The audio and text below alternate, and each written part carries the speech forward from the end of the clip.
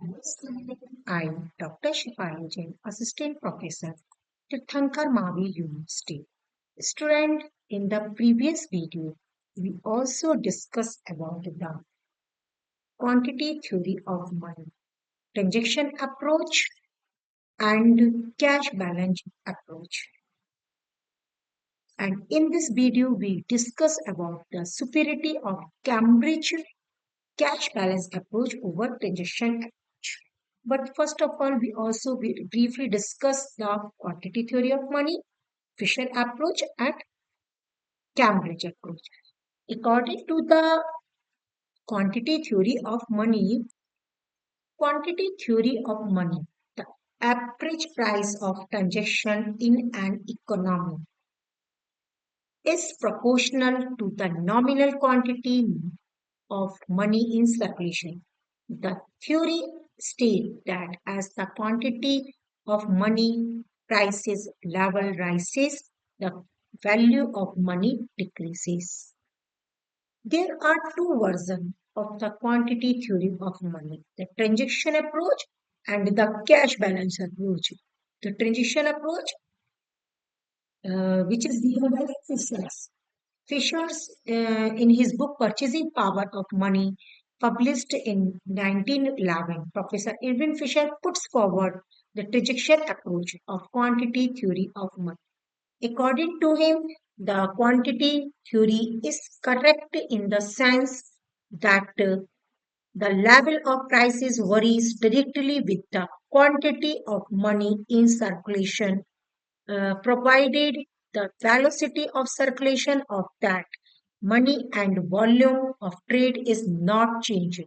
According to Fisher, money is demanded as transaction motive. The value of money, like the value of any other items, is determined by the supply and demand for money.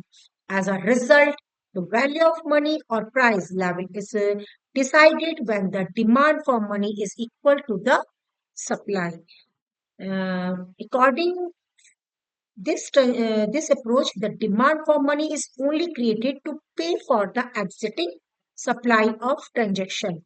When the supply of money increases, people come to possess more money than that is required to pay for current transaction. They make an attempt to spend this increased quantity of money. Hence, demand for goods rises. But due to full employment and a fixed supply of transactions, there is no increase in the proportion production of goods, but rather a price rise in prices. When price rises, the value of transaction rises as well as which ultimately leads to an increase in the demand for money. This process continues until the demand for money equals the supply of money. What Fisher equation are criticized with. So as an alternative of to Fisher quantity theory of money, Cambridge economists Marshall, Pigou, Robertson, and Keynes formulated the cash balance approach, like value theory.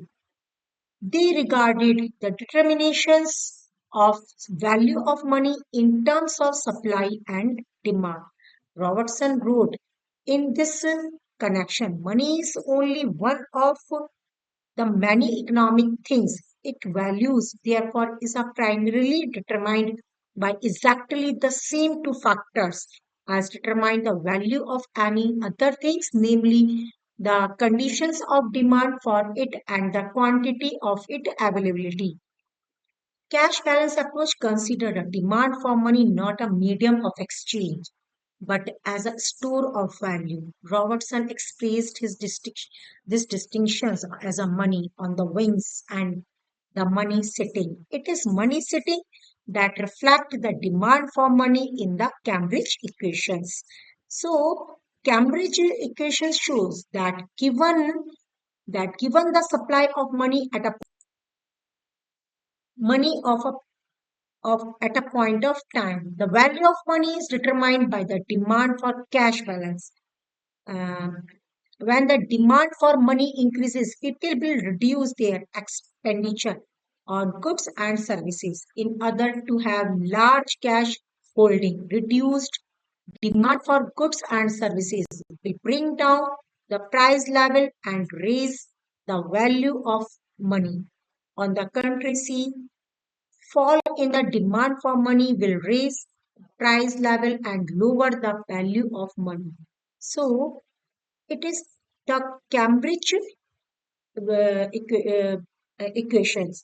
Now, Cambridge equation considered superior than the Fisher transition approach. It is theory of Cambridge equations theory in many points.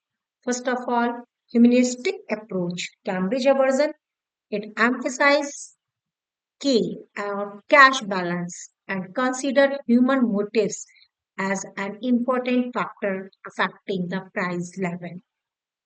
Fisher version, it does not explain how changes in the volume of money bring about. Mode of thinking, Cambridge version, it is concerned with the level of income, while Fisher version, it is concerned with the total number of transactions. If you see in the realistic approach, Cambridge version emphasize the psychological factor or subjective valuations as chief determinant of demand for money. And Fisher version, it emphasizes on the institutional, objective, and technological factors only.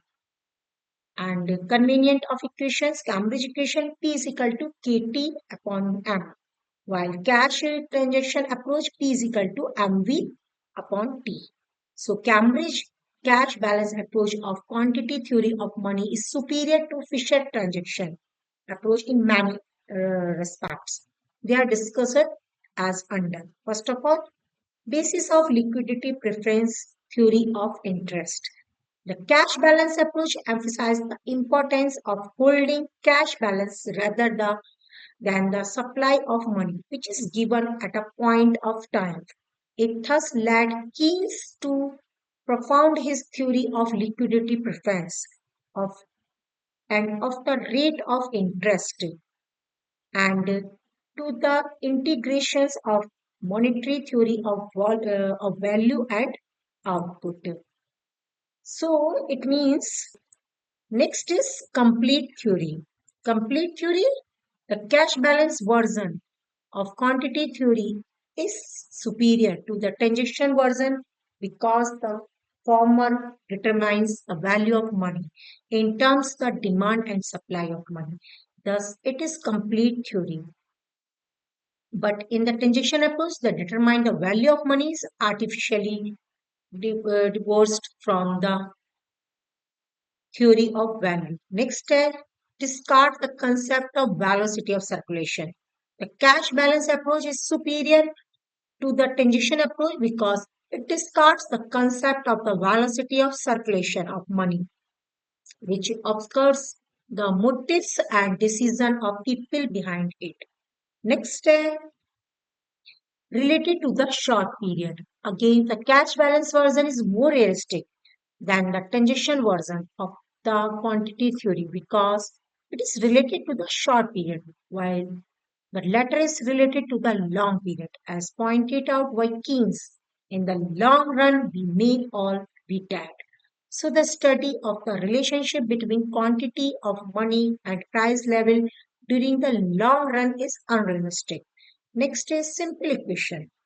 In the cash balance equations, transaction relative to final goods only are included, where P refers to the level of final goods. On the other hand, in the transaction equations, P includes all types of transactions. This creates difficulties in determining the true price level. Thus, the former equations are simpler and realistic than the latter. Next, new formulation in monetary theory. The Cambridge equation regards the cash balance held by the people as a function of the level of income. The introduction of income, R or P or T, in this equation as against V, the velocity of circulation of money in the transaction equation has made the cash balance equation realistic and led to new formulations in monetary theory. It points out that changes in the level of money income can come about through changes in the price level, through changes in real output, or through both or at once. Next step explains trade cycle. Henson regard K in the Cambridge equation superior to Fisher's equations for understanding cyclical fluctuation. According to him, drastic and sudden shift in the desire to hold money, reflected in the change in K, may produce large and quickly moving changes in the level of income and prices. In the Cambridge analysis, a shift in K may start an upward or downward movement. For instance, when K, the fraction of total income, real income that people wish to hold in cash balances, increases because of low business expectation. The price level falls and vice versa. Next day, study of subjective factors as a discussion above. V is a Fisher's equation is mechanistic, while K in the Cambridge equation is realistic. The subjective factors behind variations in K have led to the study of such factors as expectation, uncertainty, motives for liquidity, and the rate of interest in modern monetary theory. In this sense, it can be justifiably said that the Cambridge equation moves us on from to tautology represented by the equations of exchange to a study of economic behavior, applicable under all circumstances. Fisher's transactions approach hold true only under full employment, but the cash balance approach holds under all circumstances, whether there is full employment or less than full employment. And based on micro factors, the Cambridge version is superior to the Fisherian version because it is based on micro factors like individual decision and behaviors. On the other hand, Fisherian version is based on macro factors like T, total velocity of circulation, etc.,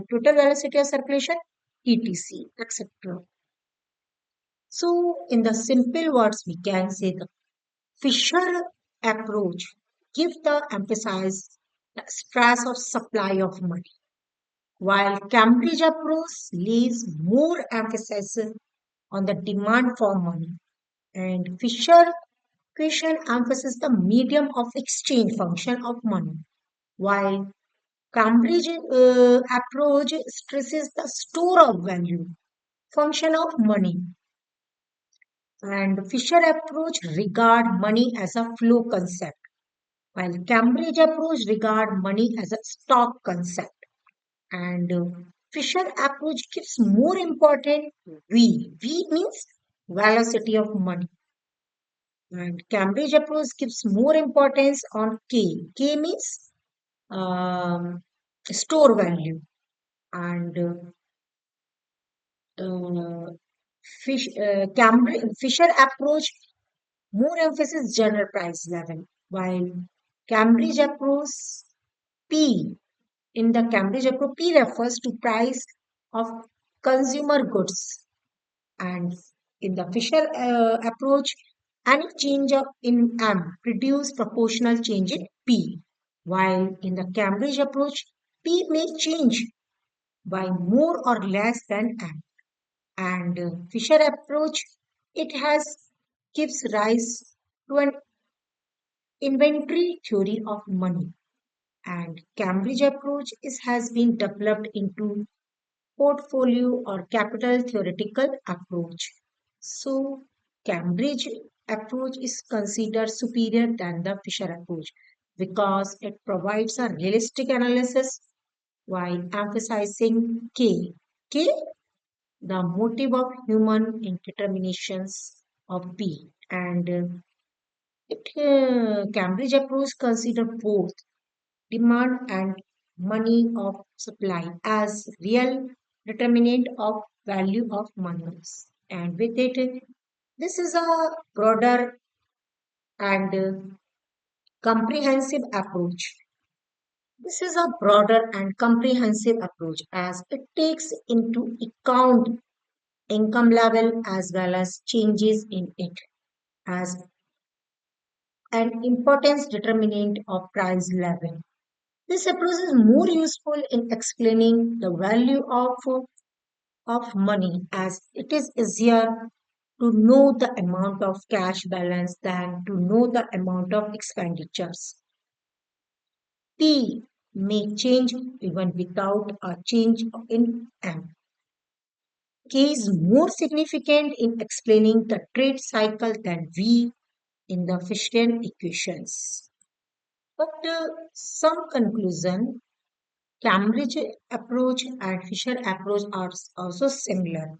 Same conclusion about M and P. The basic conclusion in both the approach is the same that the value of money or the price level is a function of the quantity of money. And similar equations, the two approaches use almost similar equation as Fisher, MV is equal to PT, P is equal to MV upon T. V refers to the rate of spending. Here, Robertson equation M is equal to KRT, P is equal to M upon KT. K refers is not to spending. Same phenomena of money MV plus M dash B dash of Fisher equations and M of Robertson and P equation and N of Keynes equations are refers to the same thing, the total supply of money. And V and K, two sides of same phenomena. Fisher approach emphasizes money as a stock, while Cambridge's approach stresses money as flow. We see many topics in the many aspects where the where the Cambridge approach is considered superior than the Fisher approach. So I hope you well to understood it. Now, thank you very